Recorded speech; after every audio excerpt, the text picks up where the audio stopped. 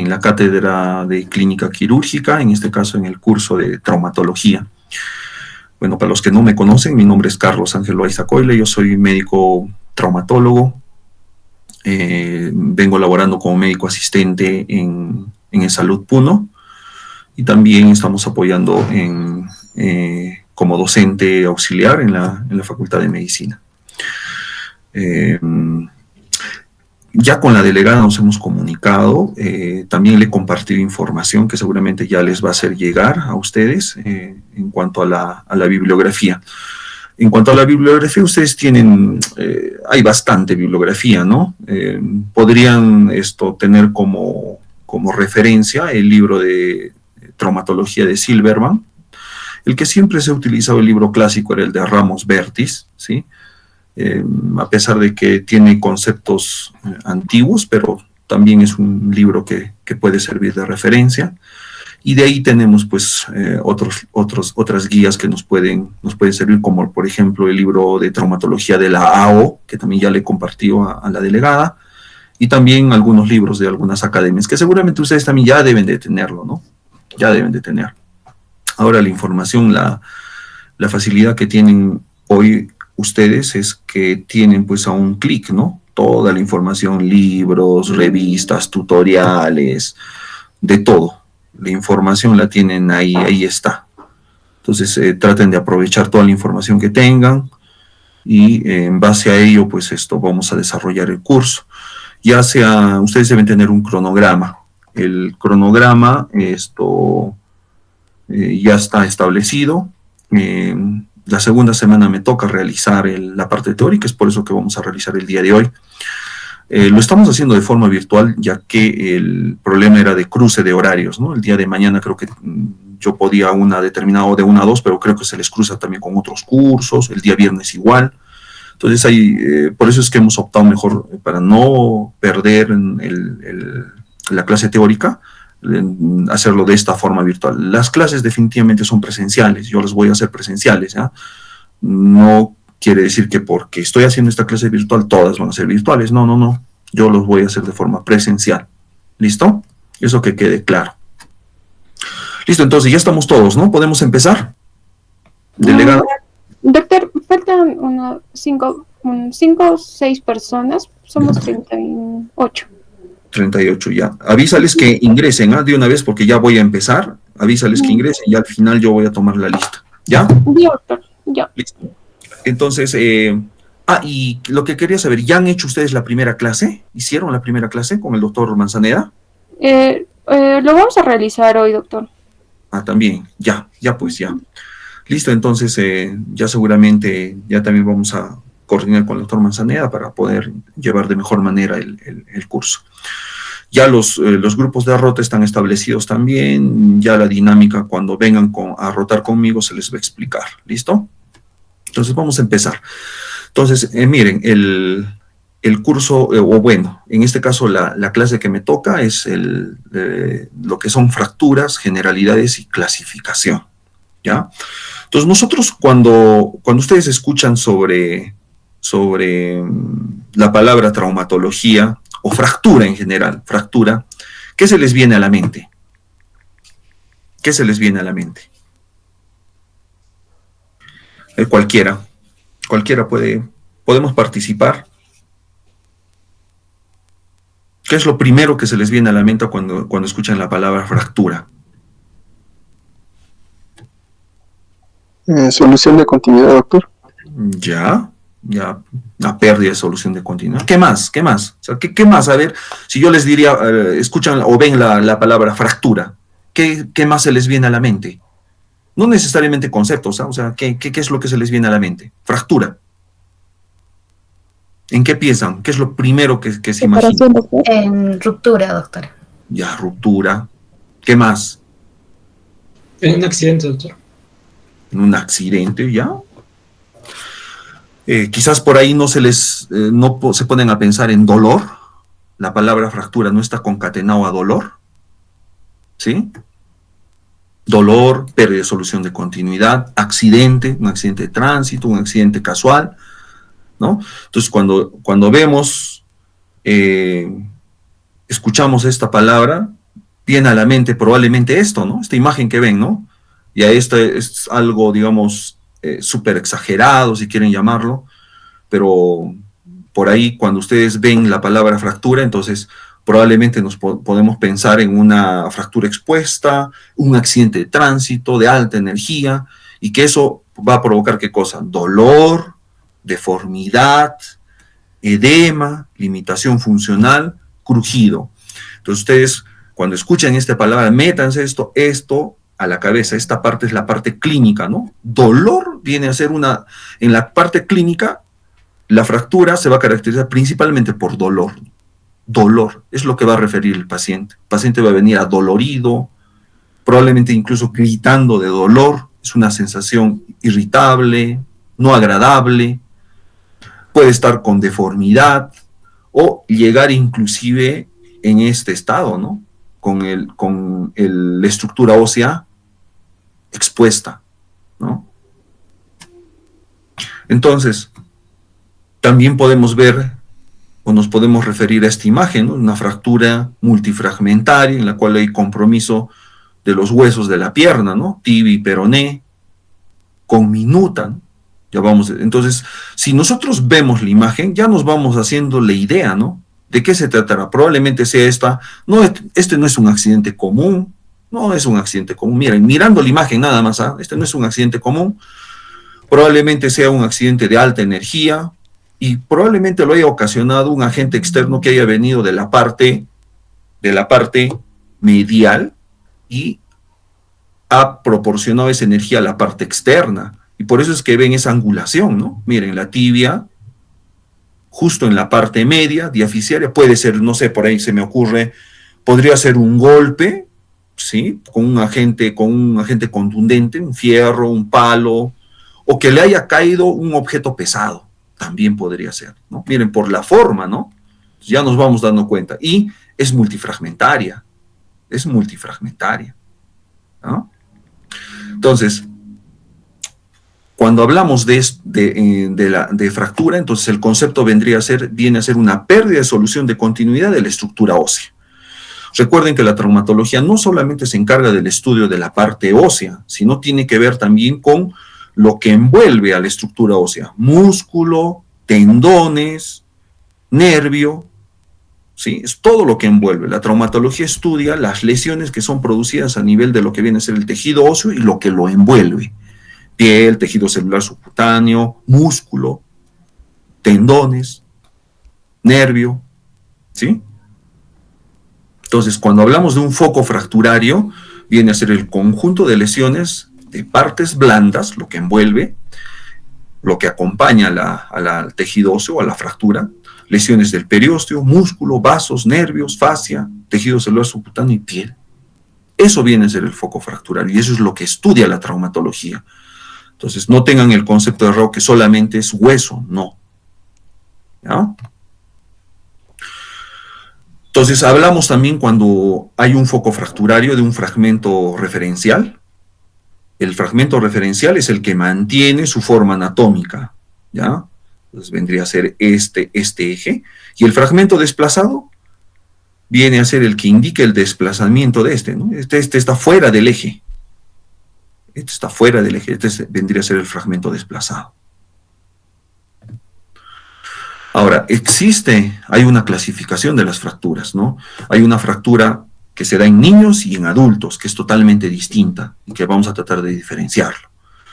Por ejemplo, por su localización anatómica del hueso, si se da en niños, por ejemplo, recuerden que en la etapa de crecimiento hay una fisis de crecimiento. Y si se da la lesión a nivel de esta fisis de crecimiento, hay que clasificarlo de acuerdo a esta clasificación muy conocida que es la de Salter-Harris, ¿no? Se clasifica normalmente en la mayoría de protocolos hasta en 5 grados. Ahora se dan algunas aportaciones de acuerdo a Rank y Ogden, que podemos clasificarlo hasta en 9. Pero esto es lo básico que tienen que saber, que siempre preguntan, es más en los exámenes de ENAN, en residentado médico, ¿no?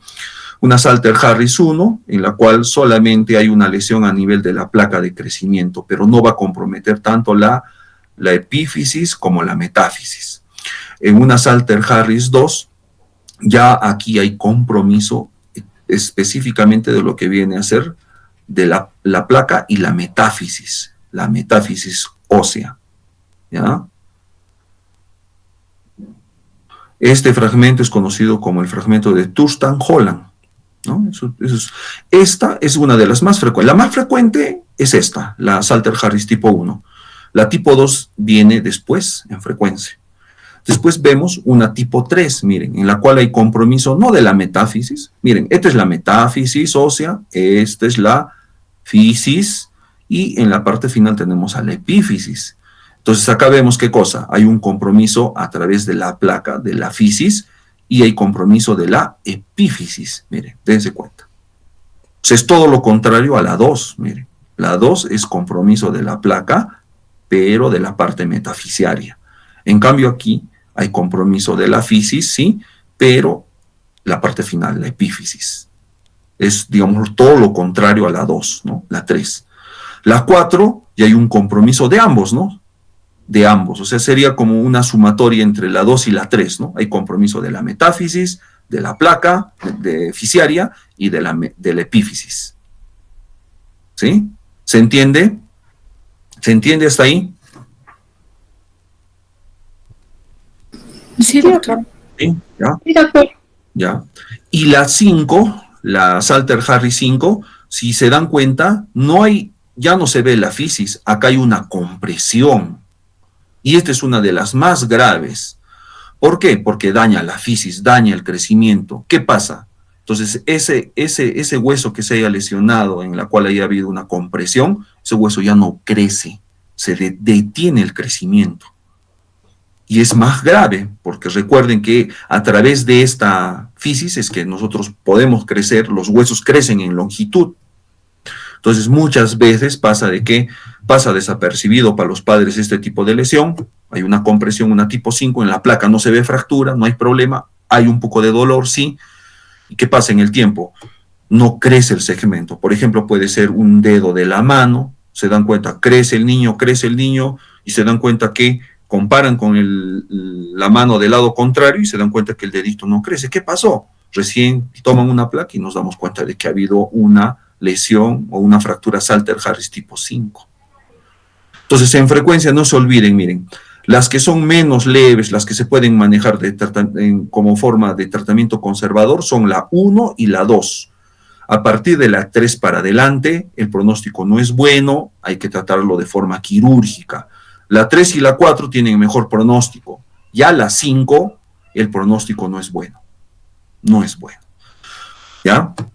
Entonces aquí hay otras aportaciones de Raj y Ogden que les decía de Salter-Harris, en las cuales ya hay una combinación, ¿no? En la cual hay fracturas aisladas, por ejemplo, la 7 a nivel de lo que viene a ser la epífisis y la parte condral con cartílago, o la 8 en la cual hay una fractura de la metáfisis comprometiendo la placa epifisiaria, y en la 9, por ejemplo, hay una fractura avulsiva con compromiso del periósteo, ¿no? Son combinaciones, pero lo que ustedes tienen que saber sí o sí es esta, desde la 1 hasta la 5, sí o sí, ¿ya? Fracturas de Salter-Harris, no se olviden. Entonces acá tenemos algunas imágenes, miren. En los niños se pueden dar este tipo de fracturas, por ejemplo esta, en tallo verde. Si ustedes han visto alguna vez un tallo y han intentado romperlo, no se rompe fácilmente, hacen la intención de romperlo y lo único que van a escuchar es ese sonido característico, ¿no? El crack, pero no se llega a romper un tallo verde. Por eso es, ¿no? Fractura en tallo verde, no se llegan a romper completamente. Si hay deformidad, va a haber deformidad, va a haber puede haber una angulación volar o dorsal, ¿no? Es común en los niños, esto es común, lo más común que vamos a ver en los niños. Y esto, el tratamiento es conservador, se puede poner un poquito de anestesia local y se alinea. Después tenemos esta otra fractura, ¿no? Esta es la imagen radiológica, esta es una imagen en diagrama, en la cual podemos ver, ¿no? Miren, hay una ruptura, pero es incompleta, no se llega a romper las dos corticales. Hay deformidad, pero esto se puede corregir. El pronóstico es bueno. El otro tipo de fractura común es las fracturas en rodete, en la cual se caracterizan por compresión. Hay una compresión y van a generar esta especie de rodete, ¿no? Entonces se inmoviliza al niño y no va a haber ningún problema. Acá podemos ver la imagen, miren, son fracturas por compresión axial, y en la cual se va a ver un reborde o un rodete, por eso es que se conoce con ese nombre, en fracturas en rodete o en torus, ese es el nombre técnico, ¿ya?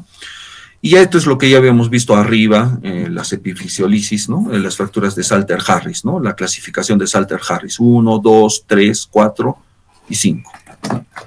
Todas estas imágenes también las hemos tomado de la bibliografía, la información que les he colaborado, que les he referido a la delegada, y entonces lo van a tener todo, no se preocupen. También se pueden clasificar por su mecanismo de producción, ¿no? Pueden ser de forma directa, aquellas, por ejemplo, por un impacto, una caída, un golpe directo, ¿no? Accidentes de tránsito generalmente, o de forma indirecta, en la cual la fractura se va a producir a cierta distancia donde se aplica la fuerza. Puede ser por torsión, que es común en lesiones de tipo deportivo, por rotación, por distracción, flexión, ¿no? O por cizallamiento. Cuando existe este mecanismo de producción de forma indirecta, entonces, a ver, un momentito, me parece que quieren entrar. Hay alumnos que están todavía en espera para ingresar. A ver, voy a verificar un momentito, me parece que hay algunos que todavía no. A ver, vamos a ver. Ah, no hay nadie. No hay nadie. Ya continuamos.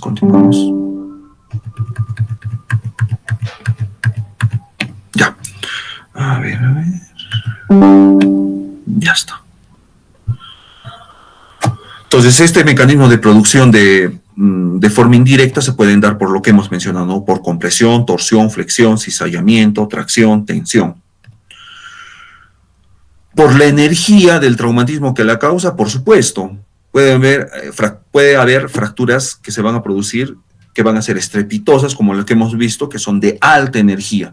Cuando hablamos de alta energía nos referimos pues al mecanismo. En este caso, por ejemplo, una caída de altura, una caída de motocicleta a gran velocidad, un accidente de tránsito, una atrición por una pala mecánica, ¿no? Y también lo contrario, por baja energía, ¿no? Un accidente casual, uno está caminando en la calle y se resbala y se cae, o está haciendo una actividad deportiva, genera un mecanismo de torsión o flexión y puede provocar un esguince o puede provocar incluso una fractura. Entonces, las de baja energía pueden ser, por ejemplo, fracturas de estrés o de fatiga, o fracturas patológicas también. Acá tenemos, por ejemplo, las fracturas por estrés, por ejemplo, los niños, o pueden ser los reclutas que caminan bastante. Hay una fractura del recluta que vamos a ver ya en imagen. También las fracturas patológicas pueden ser, por ejemplo, un paciente mayor de edad, en la cual va a presentar desmineralización ósea, en otras palabras, osteoporosis, ¿no? Y eso, una caída simple puede provocar una fractura de cadera, de muñeca, que es lo más común, o inclusive a nivel de la columna, dorsal o lumbar. También se pueden producir, como les mencionaba, en el caso de las patológicas, generalmente el primer signo viene a ser la fractura. ¿Por qué? Porque vamos a encontrar un tumor, un quiste, que va a debilitar las corticales y va a producir una fractura, en este caso patológica.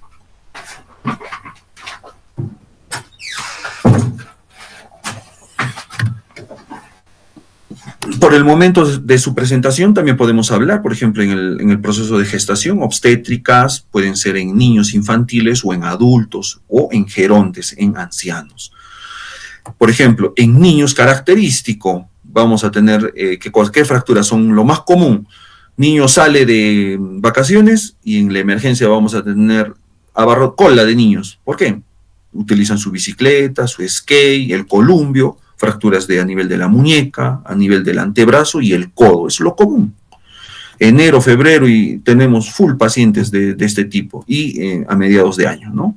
Y pasando Navidad, abren sus regalitos y ahí empieza este tipo de fracturas. En el caso de las gestantes, hay que recordar que también hay un proceso de crecimiento de un nuevo ser, desmineralización ósea, y se pueden provocar fracturas generalmente de apoyo, pueden ser a nivel del tobillo, de la muñeca. Y en adultos es casual, pueden ser en cualquier zona, pero generalmente están ligadas a zonas de apoyo, ¿no? Muñeca, tobillo, hombro. Y en los adultos mayores, lo más característico, columna, cadera y muñeca. Dentro de esas, la más frecuente es la de muñeca, ¿ya? Aquí, por ejemplo, podemos ver, miren, en la imagen, fracturas. Las fracturas a nivel de la columna lumbar no es que se fracturen, ojo, acá se dan por aplastamiento. Se aplasta tanto la columna anterior como la columna posterior, ¿no? Entonces, estas fracturas son por aplastamiento, fracturas de tipo osteoporótico. También se pueden dar a nivel de la muñeca, a nivel de la cadera. Es lo más común en pacientes mayores. Esta es una imagen en la cual se puede ver, miren, una fractura de tibia en un niño, en la cual se muestra una fractura por estrés. Entonces, una placa radiográfica en este caso no va a servir. La clínica nos va a ayudar, sí. El niño va a venir con mucho dolor, el papá asustado, y van a ver que la pierna está, ¿qué cosa? Con dolor y con aumento de volumen. Ustedes toman una placa y no hay fractura. Entonces, una placa hay que ser muy minuciosos, ¿no? Acá podemos ver, miren, esta línea nos está indicando una fractura por estrés. Entonces, esto se trata, no hay que operar, no hay que inmovilizar, reposo nada más. Sus analgésicos y reposo, en 15 días está el niño nuevamente correteando. Pero, si no tenemos un buen ojo clínico para poder ver rayos X, hay que solicitar, lo mejor es una resonancia. Si ustedes ven que el papá viene otra vez y le duele, una resonancia, ¿sí? Eso nos va a ayudar bastante. Y esta otra es la fractura del recluta, ¿no? Que se da a nivel de lo que es el segundo metatarsiano. Es una fractura en la cual no se muestra desplazamiento. ¿Y por qué le dicen del recluta? Porque ellos pues realizan caminatas, marchas extenuantes, y eso es lo que produce, ¿no? La sobrecarga, y se produce este tipo de fracturas. No se olviden, a nivel del segundo metatarsiano. Acá podemos ver una imagen, en la cual, una placa radiográfica, en la cual podemos evidenciar ya un proceso de consolidación, ¿no? El paciente probablemente haya estado sintiendo dolor y no se percató. Se toma una placa comparativa. Miren, a nivel del segundo metatarsiano, aquí no hay ninguna formación de callo. Acá sí podemos ver, ¿no? Miren, ya se consolidó, ya sanó. Esta clasificación de Scherne es para poder ver lesiones de partes blandas, de piel principalmente, ¿no? Cuando existen heridas, entonces se da una clasificación, ¿no? Por ejemplo, esta, ¿no? Grado 1, hay una fractura cerrada con un mecanismo de baja energía y solamente vamos a ver escoriaciones, ¿no? Abrasiones superficiales o contusión de partes blandas. En la tipo 2, también hay una fractura cerrada con importante contusión muscular, seguramente va a estar edematizado, hinchado, bastante dolor, abrasiones a un mecanismo de moderada alta energía y lesiones esqueléticas, ¿no? Alto riesgo de síndrome compartimental. Acá los pacientes van a venir con bastante dolor, siempre hay que comparar con el lado sano, ver, incluso medir, agarrar 1 centímetro y medir para poder ir viendo en tiempo. Si al día siguiente o en horas aumenta en volumen, hay que pensar en un síndrome compartimental. Es una emergencia traumatológica, hay que realizar una fasciotomía. Y en el grado 3, entonces acá ya va a estar abierto, hay un extenso aplastamiento de las partes blandas con abulsión subcutánea y lesión arterial o síndrome compartimental establecido. Y acá hablamos, por ejemplo, de las fracturas expuestas. Las fracturas abiertas o expuestas, que es otro tipo, es aquella en la cual existe una herida en la piel que se va a comunicar al exterior con el foco de fractura. Aquí no se olviden, hay una clasificación que es la de Justilo y Anderson, muy conocida. Entonces aquí se clasifican en 3 grados, ¿no? 1, 2 y 3. El tamaño va a ser un factor, la contaminación, la afección de partes blandas y el daño óseo. En la tipo 1, por ejemplo, el tamaño de la herida menor a 1 centímetro, la contaminación es limpia, la afección de partes blandas mínima y el daño óseo es simple, mínimo, hay una mínima conminución y generalmente en este caso pues el manejo, desde aquí ya nosotros debemos de hacer el manejo, ¿no? Ustedes ven a un paciente con una fractura expuesta, lo principal es inmediatamente administrarle antibióticos. Mientras más antes administren antibióticos, la posibilidad de que pueda presentar a posteriori una osteomielitis disminuye. Entonces, si ustedes instalan los antibióticos 12 horas después, el paciente, la probabilidad de que haga una osteomielitis posteriormente es alta. Por eso es importante la administración de antibióticos. Cuando veamos el tema de fracturas expuestas ya vamos a ver el protocolo. Pero aquí ya lo que ustedes tienen que meterse en la cabeza, cuando ven una fractura expuesta, primero antibióticos, después sus analgésicos y después lo inmovilizan. En un grado 2 ya hablamos de un tamaño de herida entre 1 centímetro a 10 centímetros. Ya es un poco más escandalosa la herida. La contaminación es moderada. Probablemente van a encontrar restos de pasto, tierra, piedra. Las partes blandas van a estar comprometidas hasta el músculo. Y la conminución es moderada, o sea, no es tan multifragmentaria la parte ósea. Aquí hay que coberturar inclusive con doble antibiótico. Y en un grado 3, y es mucho más grave, y se clasifican en 3 tipos, ¿no? A, B y C. Acá, en cuanto al tamaño, hablamos mayor a 10 centímetros. Grande. Esto definitivamente está ligado a un trauma de alta energía. Un accidente de tránsito, una caída de altura, ¿no? La contaminación es alta, ¿ya? Es alta. Acá la afección de partes blandas en el tipo A, hay un aplastamiento severo, hay que siempre hacer el descarte de un síndrome compartimental, y la fractura pues es conminuta, con múltiples fragmentos, ¿no? ¿Ya? Hasta acá todavía es viable, podemos hacer un manejo, una limpieza quirúrgica, estabilizar con un fijador externo. Tipo B, mire, hay una grave pérdida de cobertura, o sea, ya no hay músculo, hay pérdida de sustancia, ¿ya? Acá hay pérdida de sustancia, la cobertura es pobre, o sea, acá ya comenzamos a pensar de que el pronóstico ya no es bueno, incluso se puede llegar a pensar ya en la amputación del miembro. En la tipo C, aquí ya hay compromiso vascular. Si hay compromiso vascular, ese miembro no tiene irrigación, por lo tanto, la probabilidad es altísima de amputación. La cobertura es pobre. Entonces, en esta tipo 3C, acá en la tipo 3B todavía estamos pensando. En la tipo 3C ya es casi seguro que vaya a una amputación, ¿ya? Es casi seguro que vaya a una amputación. ¿Alguien quiere entrar?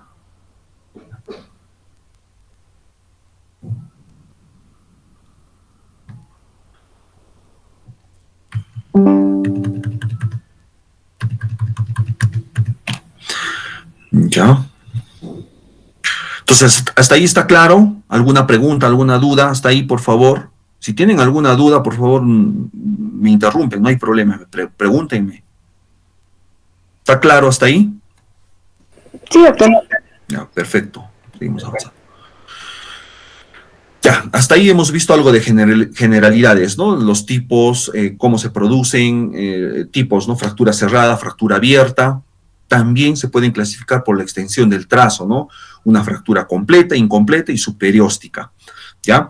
Entonces, miren, acá, por ejemplo, podemos ver una fractura incompleta, la llaman a lo clásico que capaz ustedes han escuchado. Es una fisura, dicen. Es una fisura nada más. Ya, esa es una fractura incompleta. Una fractura completa quiere decir que hay compromiso de las dos corticales, externa, interna o anterior o posterior, como deseen. Hay compromiso de las dos corticales y puede haber o no desplazamiento. Esa es una fractura completa. Ahora, una fractura superióstica es aquella, por ejemplo, que se da generalmente en los niños, ¿no? En los niños se dan este tipo de fracturas incompletas, ¿no? Miren, por ejemplo, por arqueamiento se da este tipo de fracturas, ¿eh? Ustedes pueden ver, no hay ningún trazo, pero ven, el eje está alterado y este necesita tratamiento. Arqueamiento plástico se le conoce. Esto es una fractura en torus, en la cual hay compresión axial, tanto de la parte proximal como de la parte distal, y se produce este arqueamiento, fractura en torus. Y esta es una fractura en tallo verde. Todas estas son fracturas incompletas. Estas completas, y hay compromiso de ambas corticales, miren. Ambas corticales. Esta se da más en adultos. En los niños también se da, ojo, fracturas completas, ¿eh? Pero es raro. Lo más común son estos 3 tipos. Arqueamiento plástico o deformidad plástica, así se le conoce, fractura en torus y fractura en tallo verde. Por el número de fragmentos también podemos clasificarlos. Una fractura simple, una fractura conminuta o una fractura compleja. Por ejemplo, esto es una fractura cerrada en la cual no ha habido desplazamiento y puede ir bien con un tratamiento conservador. Esta ya es una fractura expuesta, tiene que haber un tratamiento, una limpieza y finalmente una fijación definitiva. Esta es una más compleja en la cual hay una fractura conminuta o multifragmentaria. Acá en la imagen podemos ver, ¿no? Miren, una fractura compleja con múltiples fragmentos. Aquí yo me puedo puedo poner a pensar por la imagen, no sé, miren, hay múltiples fragmentos, puede ser incluso una herida por una fractura por arma de fuego, ¿eh? Puede ser una herida por arma de fuego, ¿ya? Por la imagen nomás. O lo otro que me puedo pensar, a ver, qué podría ser un accidente de tránsito, podría producir eso, de alta energía, probablemente, en moto ya, podría ser un accidente en moto, ¿no? Moto lineal, ¿sí? Entonces, según el patrón de interrupción, lo que les había dicho, ¿no? Hay completas, simples, a 2 fragmentos, dobles, en la cual hay fracturas donde hay más de 2 fragmentos, multifragmentaria, más de 3 fragmentos, conminuta, ¿no? Múltiples fragmentos, ¿ya? Por el trazo también podemos ver, ¿no? Miren, una fractura transversa, una fractura oblicua, una fractura espiroidea y una fractura de tipo longitudinal, por la forma del trazo. Por las relaciones de sus fragmentos entre sí, no desplazadas y desplazadas. Acá, por ejemplo, vemos una fractura ligeramente desplazada por la angulación que va a presentar. Acá hay una desplazada lateral incompleta, desplazada lateral completa. Aquí está desplazada y está cortada con cabalgamiento. Impactada, rotada, ¿no? Entonces, todos esos tipos de trazos podemos visualizar, ¿no? Según su desplazamiento también podemos ver, como lo hemos mencionado, ¿no? Cabalgada, diastazada, rotada, con desviación lateral a la izquierda, a la derecha, con desplazamiento incompleto, completo. Eso es importante reconocer y cuando veamos imágenes eso es lo que vamos a tratar de ver. En cuanto a la clasificación es importante, miren, esto es lo que tiene que, este es el ABC. En la clasificación, si bien es cierto, cuando nosotros vemos en la parte hospitalaria, nosotros ¿cómo clasificamos a la fractura? Decimos, ¿no? Es una fractura a nivel de la epífisis, de la metáfisis, de la diáfisis, ya está. Y le damos nombre, le vamos dando nombre, ¿no? Es una fractura a nivel del húmero proximal, o a nivel del tercio proximal del fémur, o a nivel del tercio distal del peroné o de la tibia. Esos términos nosotros manejamos en la parte hospitalaria. Pero cuando nosotros hacemos un artículo de investigación o revisamos trabajos publicados, no vamos a ver ese tipo de descripción. Ustedes van a leer y no van a encontrar que es una fractura a nivel del tercio distal del fémur, conminuta, no. Van a encontrar una clasificación y les va a decir, es una fractura de tipo, les van a poner esa numeración. Por ejemplo, miren, si se trata del húmero, le dan esa puntuación 1. Si se trata de los huesos del cúbito y del radio, le dan la puntuación 2. Si se trata del fémur, 3. Si se trata de los huesos de la pierna, se le da el número 4, y así sucesivamente. Pero esos 4 segmentos son importantes que ustedes tengan que reconocerlo. Y después de eso, si se da, por ejemplo, miren, acá tenemos la numeración, húmero 1, cúbito y radio 2, fémur 3, tibia y peroné 4. Después, si la fractura es a nivel del tercio proximal, se le da otra vez la numeración 1. Si es a nivel de la diáfisis, 2. Si es a nivel del tercio distal, 3, ¿no? Entonces, esa es la forma como se le va dando la numeración. Entonces, por ejemplo, si fuera una fractura a nivel del húmero, a nivel del tercio proximal, entonces yo le daría una puntuación primero 1, después le doy nuevamente 1, porque se trata del tercio proximal. Ahora, si fuera a nivel de la diáfisis, sería 1, 2. Si fuera a nivel tercio distal, 1, 3. Entonces ya se le va dando esa numeración. Vamos a ver, hay unas imágenes que les voy a mostrar, ¿ya? Entonces hay grupos y subgrupos para poder darle la clasificación, que ya vamos a ir viendo, ¿no? Pero esto es lo que tienen que fijar, ¿ya? Húmero 1, huesos del antebrazo 2, fémur 3, tibia y peroné 4. Y si es proximal 1, si es diaficiario 2, y si es distal 3. ¿Ya? Eso es lo que hay que tener en cuanto a la clasificación internacional. El diagnóstico, la parte clínica es importante, ¿no? Por eso yo les decía, ¿no? Cuando hablamos de fractura, lo primero que viene a la mente, ¿qué cosa es? Dolor, ¿no? Lo primero que se nos viene. Fractura está relacionada a dolor. Después nos ponemos a pensar, ¿no? Claro, pérdida de solución de continuidad, impotencia funcional, aumento de volumen, edema, limitación funcional, ¿no? Crepitación, ¿no? Entonces, esto es importante, ¿no?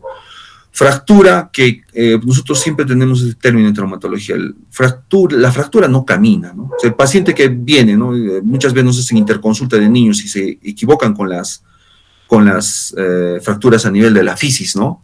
Piensan que es una fractura y nos dicen, doctor, hay una fractura, ¿dónde tiene fractura? Tiene fractura en la tibia, doctor, y el niño entra caminando, y también tiene en la muñeca, y entra con su juguetito agarrando, ¿no? Entonces, ya con eso ustedes se dan cuenta que probablemente no haya nada.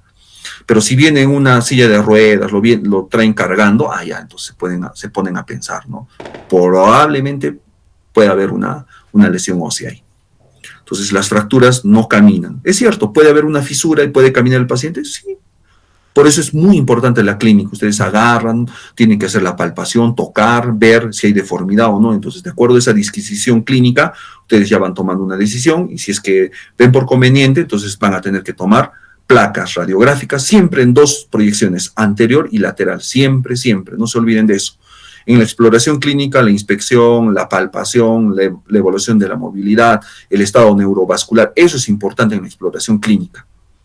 Nosotros en la semiología ya han hecho ustedes, han visto, ¿no? Inspección, palpación, no podemos hacer percusión, no podemos hacer auscultación, pero sí podemos evaluar los rangos articulares, sí podemos ver la parte neurovascular, pulsos, movimiento, sensibilidad, eso sí podemos ver.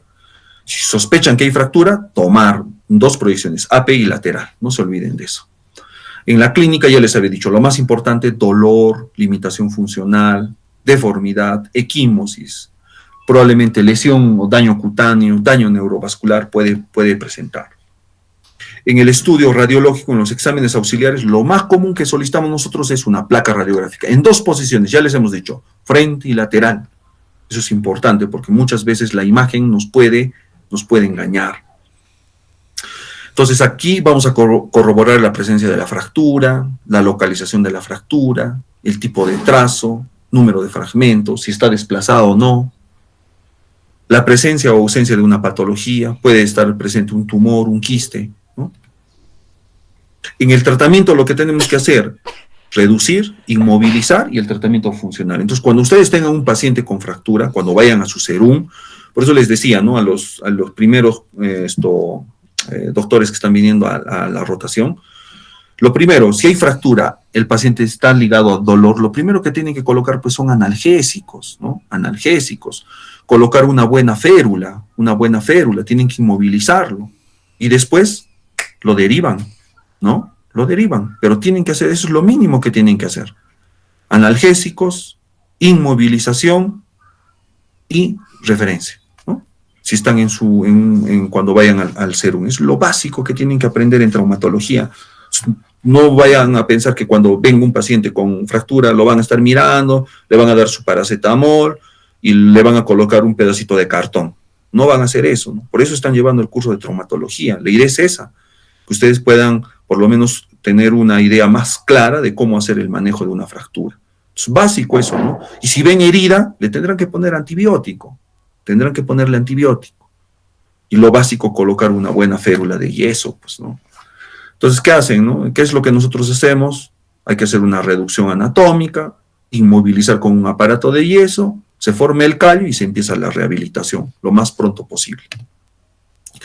Si es una fractura expuesta, lo que se hace es una limpieza quirúrgica y después hacer una fijación externa, ¿no? Este es otro método por el cual se resuelven las fracturas, ¿no? Quizás ustedes alguna vez han visto, ¿no? Este tipo de pines externos con una barra metálica en la parte externa. Ese es un fijador externo, que es un tratamiento para fracturas expuestas en este caso.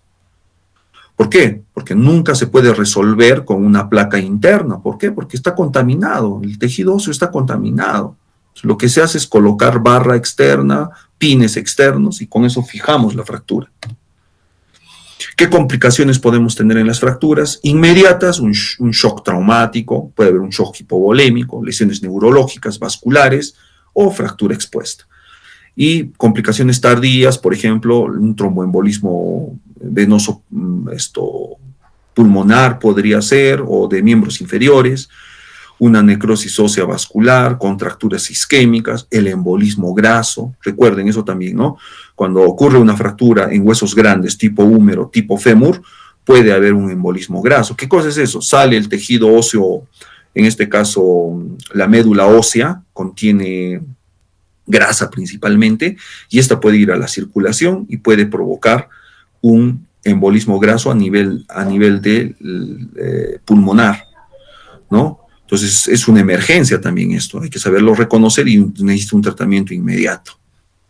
Y lo otro tardío que pueden ser que no pegue la fractura, que es comúnmente conocido como pseudoartrosis.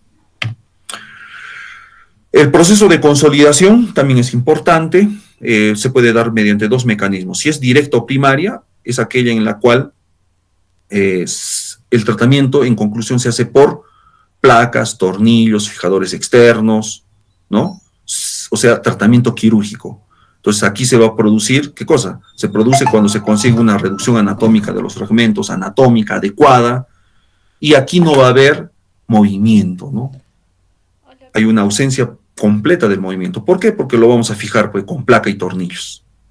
En cambio, la indirecta o secundaria se puede producir en fracturas no estabilizadas quirúrgicamente o en las que hay una cierta movilidad interfragmentaria, ¿no? Se puede inmovilizar con aparatos de yeso o se puede colocar pines, clavos, en la cual no va a haber una ausencia completa del movimiento. Va a haber movimiento, pero llegan a consolidar, por ejemplo, con un aparato de yeso. Esa es una consolidación indirecta. La directa es quirúrgica, la indirecta no necesariamente. En el proceso de consolidación pasa por diferentes fases. Primero hay una formación del hematoma, después formación del callo de fractura, que se da más o menos a las 4 semanas, un callo blando, y a las 6 semanas ya encontramos un callo duro. Pasado los 2 meses, hasta 3 meses, ya hay una remodelación en la cual intervienen lo que vienen a ser los osteoclastos en la remodelación ósea. La producción del hematoma se va a dar a las 18 o 20 horas, luego este coágulo se va a organizar formando lo que se conoce como callo blando y duro, finalmente la recomposición de la arquitectura ósea que se ajusta a lo habitual o a lo antiguo.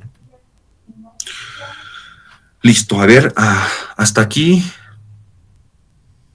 un momentito. Vamos a mostrar la parte de clasificación, un ratito. ¿Hasta aquí tienen alguna duda, alguna pregunta, por favor? Algo que les haya llamado la atención, no sé si tienen alguna pregunta, alguna duda, por favor, con confianza.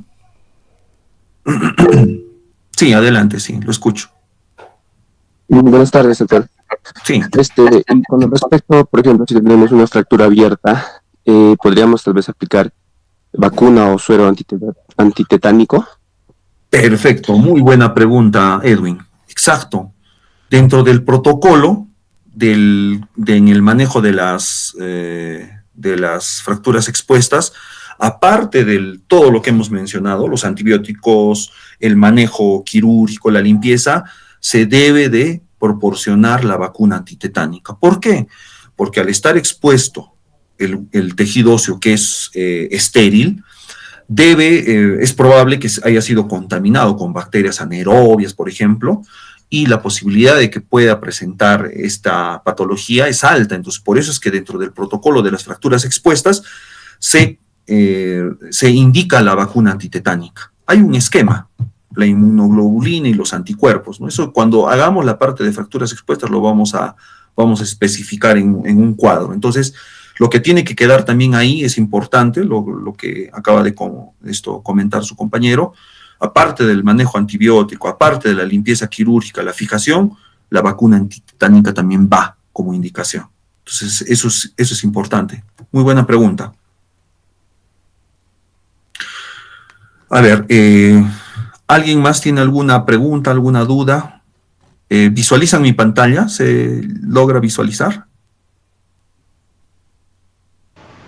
Sí, doctor. ¿Sí? Ya, perfecto. Ya, acá vamos a ver clasificación. Rápido nomás les voy a pasar. Acá lo que quiero que me... Guau, un ratito. Acá lo que quería que me... Lo importante. Entonces, lo que estábamos hablando. Entonces, visualiza, ¿no? Ven mi pantalla, por favor. ¿Me avisan? Sí, doctor. Sí, doctor. Ya, perfecto. Miren, acá nuevamente vemos a nuestro esqueletito y acá vemos la clasificación. Entonces acá podemos ver, miren, de lo principal, ¿no? Húmero, o brazo, antebrazo, muslo, pierna. Entonces le da la numeración 1, 2, 3, 4. En el pie, por ejemplo, ya los huesos del tarso 7, los huesos del pie y lo que vienen a ser los metatarsianos 8. En la cadera es 6, en la columna es 5, en la clavícula 6, la cabeza 9.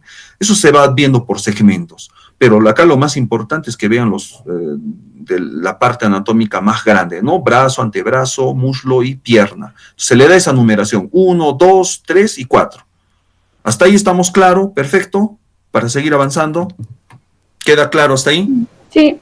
Sí, doctor. Ya, vamos a seguir avanzando.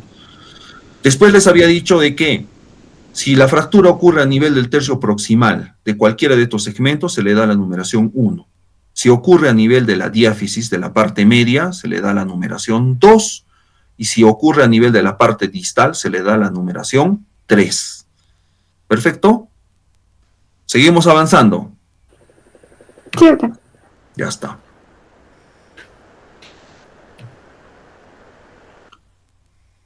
Ya, ahora, después de esa numeración, por ejemplo, si es una fractura, yo veo que es una fractura a nivel del fémur, a nivel de la diáfisis. Entonces yo le doy una numeración primero, veo fémur, 3. Si es a nivel de la diáfisis, 2. Entonces ya tengo 3, 2. Después, ¿qué se le va? Se le va dando el alfabeto, ya utilizamos, ya no números, sino se le da el alfabeto A, B o C. A quiere decir que es extraarticular, es una fractura simple y extraarticular.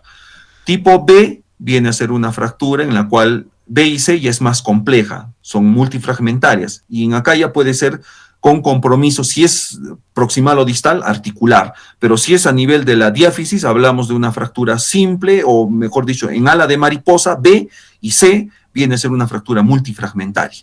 Vamos a verlo con imágenes, ¿ya? Entonces, por ejemplo, miren acá. Vemos una fractura a nivel de la diáfisis, ¿ya?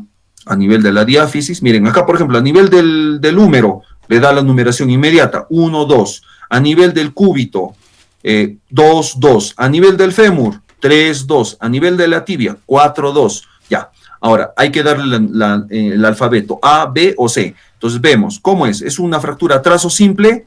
Ya, esa le damos A. Si es una fractura en ala de mariposa o en cuña, B. Y si es una fractura con 2 o más fragmentos, se le da la letra C. ¿Hasta ahí estamos claro? ¿Se entiende? Sí, doctor. Ya, perfecto. Entonces, miren, hasta ahí con la imagen estamos viendo. Si yo me refiero a una fractura, ustedes ven en un artículo la fractura 4-2C, estaría hablando de que es una fractura a nivel de la tibia, a nivel de la diáfisis y multifragmentaria. ¿Listo? Listo. Ahora, se le puede dar también, se le puede agregar a esa letra una numeración 1, 2 o 3, ¿ya? Entonces, si es extraarticular, si está fuera de la articulación, se le puede dar, no, este es para las partes proximal y distal, es decir, de la parte del tercio proximal o del tercio distal. Se le puede dar la denominación A, B o C. A ver, retrocedemos un poquito para que me entiendan. Esto es a nivel de la diáfisis, ojo. Fractura simple, A. Fractura en ala de mariposa, B. Fractura de 2 trazos o más, C. Eso es a nivel de la diáfisis. Perfecto. A nivel de la parte proximal o distal de estos huesos, se le da también esta denominación A, B o C. ¿Pero cómo? Si A se le da si es extraarticular, B se le da si es articular parcial y C si es articular completa. Vamos a ver en imagen.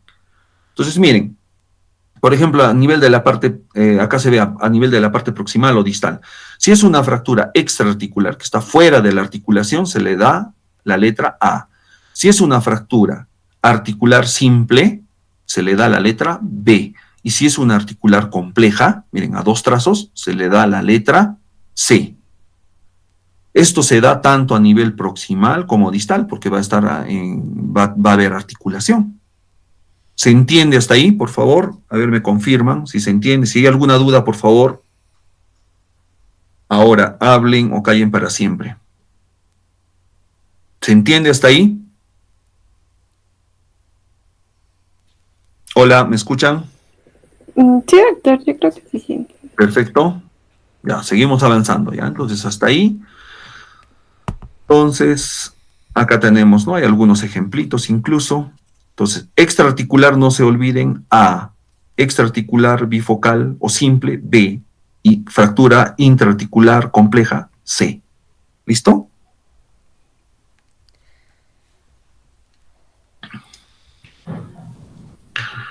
A ver, vamos a ver mejor con un ejemplito para que podamos verlo, ¿ya? Vamos a ver. Acá hay varios, es lo básico que tienen que saber. Ya, acá por ejemplo, miren. Se ve la imagen. ¿Qué segmento óseo es? ¿Qué hueso es? Fémur. Fémur, perfecto. Entonces, ¿qué número es? Si ya hablamos de fémur, ¿qué número es? 3. 3. Perfecto. ¿Qué zona es? ¿Qué zona afectada está? La parte distal. Entonces sería 3, 3. 3, 3. Ya está. Hasta ahí estamos bien. Hueso, 3. Segmento, 3. Perfecto. 3, 3. Y ahora, ¿qué más sabíamos? Tenemos que darle una letra. A, B o C. ¿Qué les parece ahí? ¿Tiene compromiso articular o no? No. Sí, sí. Parece que no, ¿no? Parece que no. A ver, vamos a ver. Ah, no, sí hay compromiso articular. Entonces, y es complejo, ¿no? Hay varios fragmentos. Por eso le dan la letra C. Recuerden, ¿no? Habíamos dicho A cuando es extraarticular, B cuando es articular simple y C cuando es articular complejo. Y esta otra numeración se le da por la magnitud, ¿no? Por multifragmentario. Si fuera un solo trazo es 1, si es a 2, 2, si es multifragmentario, 3. Vamos a ver otro, ya este. Ya, igual, numeración, ¿qué número? 3. 3. ¿Qué más? ¿Dónde está ubicada la fractura? 2. La diáfisis, ya sería 3, 2. Ya está. Y ahora en la diáfisis habíamos visto la clasificación ABC. ¿Qué tipo es? A, ¿no es cierto? A, porque es un trazo simple. Si fuera con ala de mariposa sería B, y si sería con varios fragmentos, C. Perfecto. A. Listo.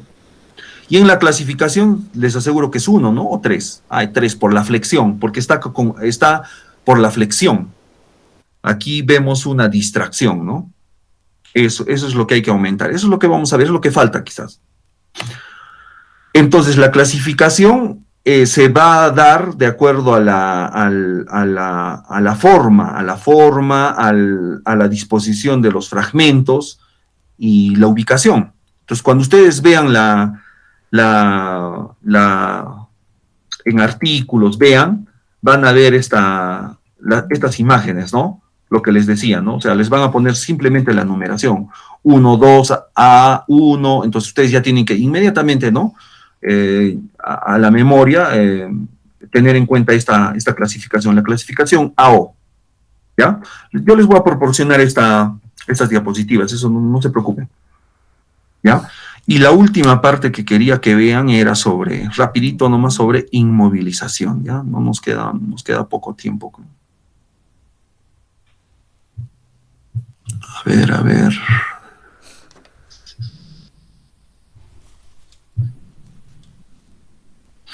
Bueno, de inmovilización vamos a hablar en la parte práctica, ¿no? Es más, esto es vamos a hacer un taller al final, ¿ya? Con todo el grupo, vamos a hacer un taller, pero tienen que tener idea o noción, ¿no? La inmovilización, las fracturas sanan por inmovilizándolas. Si una fractura se mueve, no va a pegar nunca, no va a consolidar, pero si la inmovilizamos, sí. con la inmovilización, disminuyendo el movimiento, es que las fracturas van a sanar, van a consolidar. Entonces hay diferente tipo de formas de inmovilizar, desde un vendaje, desde vendas elásticas, adhesivas, desde férulas o aparatos de yeso completos, cerrados, como ven en la imagen. ¿El objetivo cuál es? Calma el dolor, disminuye la inflamación, previene daños a nivel de los tejidos, mantiene la reducción y previene compromisos vasculares y nerviosos. Es lo que hace una férula. Colocas una férula o un aparato de yeso, inmediatamente calma el dolor, es analgésica. Ahora, pues hay indicaciones, ¿no? Puede ir desde un tratamiento parcial o definitivo de una lesión o deformidad. Puede ser parcial cuando colocamos una férula, o puede ser definitivo cuando colocamos un aparato de yeso cerrado, en una fractura que obvio que no se haya desplazado, ¿no? Que sea una tipo A, por ejemplo, ¿no? El yeso es un mineral compuesto de sulfato de calcio, ¿no? Principalmente, y este va a tardar poco tiempo para poder secar, ¿no? En minutos. Estas vendas de yeso vienen en diferentes longitudes, hay que saberlas pedir también, ¿no? Por ejemplo, para miembro superior son las de 4 pulgadas, para miembro inferior las de 6 pulgadas. Eso es algo que más bien no tienen que olvidarse. 4 pulgadas para miembro superior y de 6 pulgadas para miembro inferior. Podemos utilizar hasta de 8 pulgadas también, ¿no? Que generalmente esas las utilizamos en caso de fracturas de escápula o fracturas de hombro, pero las más usadas son las de 4 y 6 pulgadas. Ahora también recuerden que hay vendas de yeso de acrílico, ¿no? De material acrílico, ¿ya? Que viene en diferentes colores, en disposición. Esta es la clásica, ¿no? La venda de yeso que tenemos en los hospitales. Ahora, si quiere uno hacerse colocar una venda de yeso acrílico, es un poquito más cara, pero es más cómoda, más liviana, ¿no? Es fibra de vidrio, ¿no? Es fibra de vidrio. Estos son los materiales que utilizamos, ¿no? Un cortador, agua, algodón, vendas, ¿no? Guantes. La inmovilización se realiza con los objetivos que ya les había mencionado, ¿no? Con el objetivo de disminuir el dolor, resolver el problema, en este caso la lesión ósea en este caso. Entonces van tomando diferente nombre, ¿no? Puede ser una férula de yeso. En este caso vemos una bota de yeso, por ejemplo, acá, ¿no? Miren, un aparato de yeso cerrado. Entonces estas van a cumplir el objetivo de inmovilizar. Siempre las férulas de yeso tienen que cumplir estos criterios, ¿no? Inmovilizar una articulación. Esto es lo que ustedes tienen que saber, sí o sí. Cuando llegue una fractura a su puesto, tienen que realizar esto. Cubrir 2/3 partes de la circunferencia, garantizar una adecuada resistencia, evitar movimientos de la extremidad, evitar comprimir las vendas de sujeción. Por lo menos unas 12 a 13 capas de venda de yeso les asegura una buena férula. Si le ponen 3, 4 vueltitas se va a romper, ¿no? Cuando llegue al hospital ya va a llegar rota la férula. Tienen que asegurar eso también. Esto es un yeso circular, es distinto a la férula, ojo. Yeso circular es completo, cerrado. Entonces, aquí la indicación, los objetivos es no perder la reducción, moldear el yeso adecuadamente, cumplir con los límites y grados, cubrir adecuadamente la extremidad, no ajustar, no apretar mucho, porque podemos producir un síndrome compartimental también. Entonces, de acuerdo a la zona, se colocan estos aparatos. Por ejemplo, si es una fractura de tibia, hay que colocar por encima de la rodilla, si no se va a mover eso. Entonces, ahí hablaríamos de un yeso muslopedio. Si es por debajo de la rodilla, hablamos de un yeso suropedio. Si es a nivel del miembro superior, hablamos, por ejemplo, del brazo hasta la mano, o antebraquio palmar. Si es desde el brazo o por debajo de la articulación del hombro hasta la mano, una férula de yeso, un aparato de yeso braquiopalmar. Ya va tomando el nombre de la zona anatómica. Todo esto que ven acá en imágenes lo vamos a hacer en un taller, no se preocupen, esto lo vamos a hacer al final para todo el grupo, en un taller que lo vamos a realizar, no se preocupen. Es mejor ver, de hecho que las imágenes te orientan, te ayudan, pero es lo que queda y perdura es lo que ustedes puedan ver, visualizar, ¿no? Pues no va a haber problema, no se preocupen de esto, lo vamos a realizar. Por ejemplo, acá, ¿no? Estamos poniendo un yeso un aparato de yeso cerrado, braquiopalmar. Acá probablemente, ¿qué cosa? Haya una fractura a nivel del antebrazo, o puede haber una fractura a nivel del tercio distal del húmero, ¿ya? Entonces, en esos casos ponemos este tipo de aparato de yeso. Después hay que colocarle su cabestrillo, ¿no? Importante. Acá abajo, por ejemplo, vemos un aparato de yeso muslo-pedio. Probablemente hay una fractura de tibia o una fractura a nivel de la rodilla, que no se haya desplazado, por supuesto, y por eso es que el manejo es conservador. En el miembro superior se pueden hacer estas férulas en U para las fracturas a nivel del húmero proximal. Eso lo vamos a hacer, no se preocupen. Fracturas de braquiopalmares también se pueden hacer, por eso les decía, fracturas a nivel de lo que es el húmero distal y fracturas a nivel de lo que viene a ser la parte diaficiaria del cúbito y del radio. Hay varios tipos, ¿no? El yeso antebraquiopalmar en el caso de fracturas de radio. Las fracturas de radio es común y esto es el aparato de yeso que colocamos. O pueden ser también incluso por encima del codo, ¿eh? Va a depender mucho del tipo de trazo, del desplazamiento, ¿ya? Eso lo vamos a ir viendo en la práctica y también en un taller que ya les he dicho. Fracturas de escafoides, se colocan fracturas antebraquiopalmares cubriendo el pulgar para que limite la movilidad a nivel de esta articulación. Las fracturas de metacarpiano, igual en posición anatómica, ¿no? Entonces, todo esto que estamos viendo en imágenes lo vamos a realizar, no se preocupen, ¿no? Acá, por ejemplo, en una bota, la famosa bota de yeso o bota suropédica, ¿no? Toma el nombre. Esta es una calza de yeso, esta es una inguinopédica, porque va desde la ingle hasta el pie. Acá probablemente hay una fractura de fémur. Estas son en espica, pero estos ya no se pone, ya no se utiliza. Esto se utiliza más en niños, cuando hay una fractura de fémur, por ejemplo. En niños sí, utilizamos estas inguinopélvicas. Utilizamos todavía. Estas son las botas suropédica. Entonces acá hay límites, ¿no? Desde dónde a dónde, por debajo de la rodilla, 2 traveses de dedo, 6 a 8 centímetros por debajo de la zona poplitea, importantes. Esta es una inguinopédica, fracturas de tibia probablemente, es lo más probable. Siempre no se deben de colocar en forma recta, siempre debe haber una angulación de 45 grados, 15 a 20 grados, mejor dicho, a leve flexión. ¿Ya? Siempre poner un rodete por debajo para que genere esa flexión. Estas no se utilizan ya este tipo en adultos, más es en niños, las de tipo espica. Estos son los materiales que se utilizan, utilizamos, nosotros tenemos en el servicio de traumatología, ¿no? Un cortador de yeso, aquí está también el cortador manual, este es eléctrico, tijeras,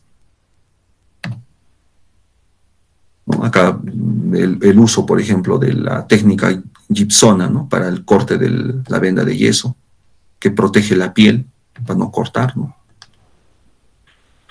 Listo, entonces eso era lo que quería mostrarles en este primer alcance. Entonces hemos visto lo que son generalidades de fracturas, hemos visto clasificación y finalmente inmovilizaciones, ¿no? Que eran los temas que se me han encargado. No sé si tienen alguna pregunta, alguna duda antes de terminar. Hablen o callen para siempre.